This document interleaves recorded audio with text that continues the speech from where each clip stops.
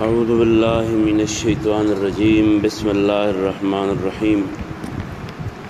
اللهم صل على محمد وعلى آل محمد كما صليت على إبراهيم وعلى آل إبراهيم إنك حميد مجيد اللهم بارك على محمد وعلى آل محمد